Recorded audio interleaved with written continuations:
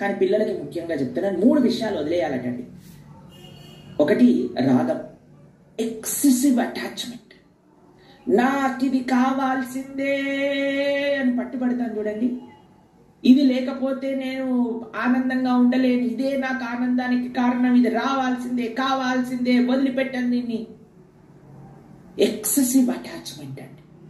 దీన్ని మనం తగ్గించుకోవాలి, దీన్ని మనం నియంత్రణ చేయాలి, లేకపోతే చాలా కష్టం. రెండవది ఏంటో తెలుసా అండి, స్వామి చెప్పేది భయాన్ని వీడు. రాగ భయం, మనకి నిరంతరం భయం ఉంటుందండి. ప్రతి విషయంలో భయపడతాం మనం. అన్నిటికంటే పెద్ద మృత్యు అనేది అన్నిటికంటే పెద్ద భయం. భయం ఎప్పుడు పోతుందో తెలుసా అండి జీవనంలో? ఆనందంగా ఎప్పుడు మనం ఉండొచ్చు తెలుసా అండి? భగవంతుడు నా రక్షకుడు అని అనుకున్నప్పుడు మనం ఆనందంగా ఉండొచ్చు. ఒకసారట ఒక టర్బులెన్స్ వస్తుంది కానీ టర్బులెన్స్ వచ్చేసరికి ఫ్లైట్ ఊగిపోతూ ఉంటే అందరూ వాళ్ళ దేవుడిని తలుచుకుంటున్నట్ట, ఏవేవో చేస్తున్నట్ట, ప్రార్థన చేస్తున్నట్ట. కానీ ఒక చిన్న పిల్ల మాత్రం హాయిగా కూర్చుందటండి, బ్రహ్మాండంగా నవ్వుతూ. ముందుండే ఒక చిన్న జ్యూస్ గ్లాస్లో పోసిస్తే బ్రహ్మాండంగా జ్యూస్ తాగుతుందట, హ్యాపీగా ఉందట. పక్కన ఉండేమో గజ ఉనిగిపోతుంది అనమాట. ఏ పిల్ల, ఏంటే నువ్వు ఇంత ధైర్యంగా ఉన్నావు? మేమేమో ఇక్కడ చూడండి జనాలందరూ పెద్ద వాళ్ళందరూ ఇలా భయపడిపోతున్నారు, నీకెక్కడి నుంచి వస్తుంది ధైర్యం అంటే, ఏం లేదు, మా నాన్న పైలట్ అండి, ఆయన నాకేం అవ్వనివ్వడండి, ఆయన చూసుకుంటాడండి అని అన్నాడు. కాబట్టి నాన్న ఉన్నాడు ముందు, నాకు ఏం అవ్వనివ్వకుండా జాగ్రత్తగా చూసుకుంటాడు అనే నమ్మకం ఉంది చూడండి, అది భయాన్ని పోగొట్టేస్తుంది.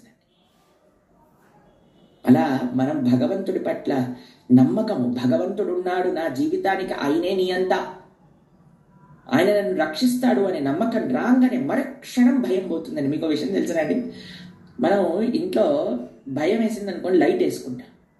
లైట్ వేసుకోగానే భయం పోతుంది. అంటే లైట్ ఒక వ్యక్తి అండి కాదు, కానీ ఒక నమ్మకం, ఒక విశ్వాసం, ఒక ధైర్యం మనకిస్తుంది. అలా భగవంతుడు ఎల్లప్పుడూ నాతోటి ఉన్నాడు, భగవంతుడు నా హృదయంలో ఉన్నాడు అని అనే విశ్వాసం ఉంది చూడండి, అది మనల్ని భయం నుంచి దూరం చేస్తుందండి.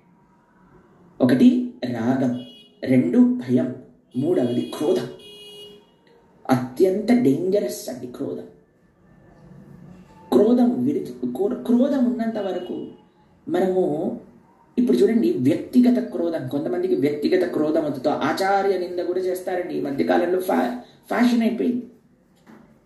మనం ఇన్స్టాగ్రామ్, యూట్యూబ్ ఇట్లాంటి మాధ్యమాలలో ఆచార్య నింద, భగవద్ అపరాధం, మిగతా సాధు దూషణ.